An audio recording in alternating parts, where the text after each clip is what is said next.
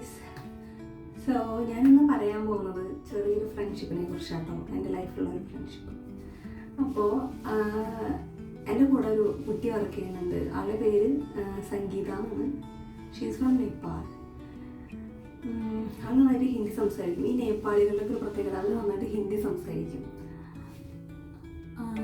അവൾ വന്നത്, ആ കുട്ടി ജോലിക്ക് വന്നത്, ഞാൻ ജോലിക്ക് വന്നതിന് ഒരു 2 month അല്ല, ആക്ച്വലി 4 month കഴിഞ്ഞിട്ടാണ്.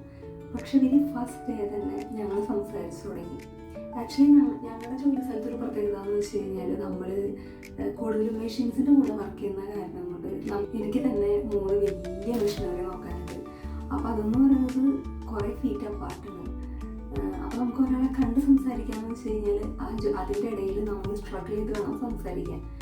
പക്ഷെ വെരി ഫസ്റ്റ് ഡേ തന്നെ ഞങ്ങൾ സംസാരിച്ചു തുടങ്ങി. പിന്നെ ഉള്ളൊരു പ്രത്യേകത എന്ന് വെച്ചാൽ, ഞങ്ങൾ 2 പേരും നോവാ സ്കോഷ്യയിൽ നിന്ന് ഒണ്ടാരിയിലോട്ട് മൂവ് ചെയ്തവരാണ്. അതായിരിക്കണം എന്നെനിക്കറിയില്ല.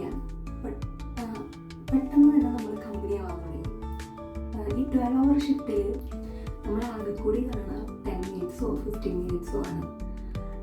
പക്ഷെ പെട്ടെന്ന് തന്നെ ഞങ്ങൾ കമ്പനി ആവുകയും ചെയ്തു. പിന്നെ എൻ്റെ പ്രഗ്നൻസി ടൈം വന്നപ്പോൾ ഞാൻ നൈറ്റ് ഷിഫ്റ്റും ഡേ ഷിഫ്റ്റും ഒക്കെ വർക്ക് ചെയ്തിട്ടുണ്ട്. 12 hour തന്നെ വർക്ക് ചെയ്തത്. ഒരു 8 മാസം ആയതിനു ശേഷമാണ് എനിക്ക് ഡേയ്സിലോട്ടേക്ക് മാത്രമായിട്ട് കൺവേർട്ട് ചെയ്ത് കിട്ടിയത്. പക്ഷേ എന്തുണ്ടായെന്ന് വെച്ച് കഴിഞ്ഞാൽ, എൻ്റെ ലാസ്റ്റ് ഡേ ഓഫ് വർക്കിൻ്റെ അന്ന് ഞാൻ എൻ്റെ ടീമിൻ്റെ കൂടെ അല്ല വർക്ക് ചെയ്തത്. അതുകൊണ്ട് തന്നെ എനിക്ക് സംഗീതനെ കാണാനും പറ്റിയില്ല. അവൾക്ക് എന്നോട് ബൈ പറയാനുണ്ട്. അതവൾക്ക് ഭയങ്കര ഒരു വിഷമമുള്ളൊരു കാര്യമായിരുന്നു. തിരിച്ചു വന്നതിന് ശേഷം പുള്ളിക്കാരി എൻ്റെ അടുത്ത് പറഞ്ഞു, ഞാൻ നിനക്ക് എന്തോ ഇങ്ങനെ പറയുന്നത്, ഞാൻ സാധനം വാങ്ങിച്ചിട്ടുണ്ട്, എനിക്ക് ഭയങ്കര ഇഷ്ടമാവും, നീ അത് ട്രൈ ചെയ്ത് നോക്കണം, എനിക്ക് ഫോട്ടോ അയച്ച് തരണം ഒക്കെ പറഞ്ഞു. ഞാൻ ചെന്നതാകുമെന്ന് വിചാരിച്ചു. അപ്പോൾ അവളുടെ വിഷമം എന്ന് വെച്ച് കഴിഞ്ഞാൽ, ഞാൻ പോണതിന് മുമ്പ് അവൾക്കൊന്നും തരാൻ പറ്റിയില്ല. പിന്നെ നമ്മൾ ബേബി ഷവറും കാര്യങ്ങളൊന്നും നടത്തിയിട്ടുണ്ടായിരുന്നില്ല. അതുകൊണ്ട് തന്നെ അവൾക്ക് വീട്ടിലേക്ക് വരാനും പറ്റില്ല. പിന്നെ ജോലിയുടെ കാര്യം അറിയാമല്ലോ, ഇങ്ങനെ 12 hour ആകുമ്പോഴുള്ളൊരു പ്രത്യേകതയൊക്കെ ഉണ്ട്. പ്രശ്നങ്ങളാണ്. ചിലപ്പോൾ നമുക്ക് മീറ്റ് ചെയ്യാൻ തന്നെ പോലും പറ്റുന്ന വരില്ല. അപ്പോൾ പുള്ളിക്കാരി കഴിഞ്ഞ ദിവസം എനിക്ക് ഒരു കിറ്റ് കൊണ്ടുവന്നിട്ട് പറഞ്ഞു, ഇവിടെ എന്തായാലും ഇട്ടെന്ന് ഇവിടെ എനിക്ക് ഫോട്ടോ അയച്ച് തരാമെന്ന് പറഞ്ഞു. ഓക്കെ, എനിക്ക് പക്ഷേ ഭയങ്കര സന്തോഷമായിട്ടത്. കാരണം ഇങ്ങനത്തെ ഒരു വർക്ക് പ്ലേസിൽ നിന്ന് നമുക്ക് ഇങ്ങനൊരു ഫ്രണ്ട്ഷിപ്പ് കിട്ടാന്ന് വെച്ചാൽ അത് വലിയൊരു കാര്യം തന്നെയാണ്. ഞാൻ പുള്ളിക്കാരി തന്ന ഡ്രസ്സൊക്കെ കാണിച്ചു തരാം കേട്ടോ. ആക്ച്വലി ഡ്രസ്സാണ് എനിക്ക് ആൾ വാങ്ങിച്ചു തന്നേക്കണേ.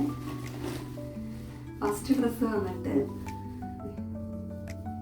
ലിസിക്ക് നല്ലൊരു കുട്ടി ഫ്രോക്ക് വാങ്ങിച്ചിട്ടുണ്ട്. ഇതിൻ്റെ കൂടെ നമുക്ക് പെയർ ചെയ്യാൻ പറ്റിയ ഇതിൻ്റെ കൂടെ പെയർ ചെയ്യാൻ പറ്റിയ സോ ഇതാണ് ഫസ്റ്റ് ഫ്രോക്ക് വന്നിട്ട്. ലിസിക്ക് ആക്ച്വലി ഇങ്ങനത്തെ ഡ്രസ്സുകളൊന്നും ഇല്ലാത്തത് കേട്ടോ. നല്ല ക്യൂട്ടായിരിക്കും ലിസി. ഇതാണ് ആദ്യത്തെ. പിന്നെ രണ്ടാമത് വന്നിട്ട് ലിസിക്ക് വാങ്ങിച്ചതാണ്.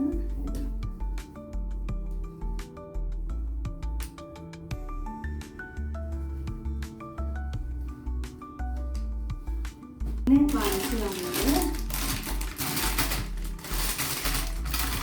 ക്ലോക്ക്. ഇത് ആക്ച്വലി ഞാൻ യൂസ് ചെയ്യുന്നുണ്ടായിരുന്നു. എനിക്കത് ആക്ച്വലി ഭയങ്കര ഉപകാരമാണ്. പ്രത്യേകിച്ച് ജോലി സ്ഥലത്ത് നമുക്ക് ക്ലോക്ക് ക്ലിപ്സ് വേണം. നല്ല ക്വാളിറ്റി കേട്ടോ, നല്ല അടിപൊളിയായിട്ടുണ്ട്.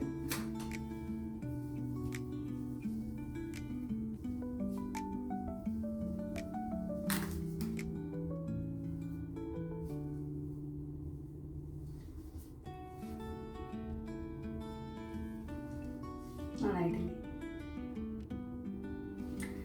പിന്നെ വാങ്ങിച്ചത് നമുക്ക്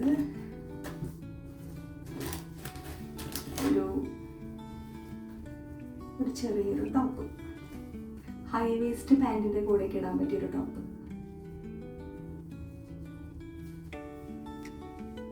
ഞാൻ ആക്ച്വലി ഇങ്ങനത്തെ ഇതുവരെ ഉപയോഗിച്ചിട്ടില്ല കേട്ടോ. പുള്ളിക്കാരി സംഗീത, അവൾ ഇങ്ങനത്തെ ഭയങ്കര സ്കിന്നിയാണ്.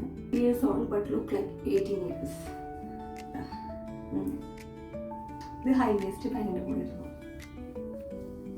നെക്സ്റ്റ് വന്നിട്ട് ഒരു അടിപൊളി സമ്മർ ഫ്രോക്ക്.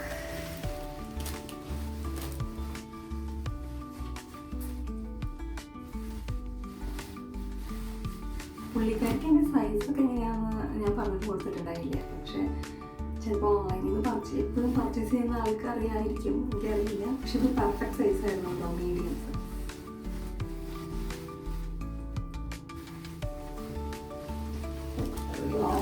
ഫ്രോക്കാട്ടോ. വൃത്താവത്തെ സമ്മറിൽ എനിക്കും ഇസിക്കും മാച്ച് ചെയ്ത് ഫോട്ടോസ് എടുക്കാൻ പറ്റും. ഇത്ര സാധനങ്ങൾ എനിക്ക് വാങ്ങിച്ചു.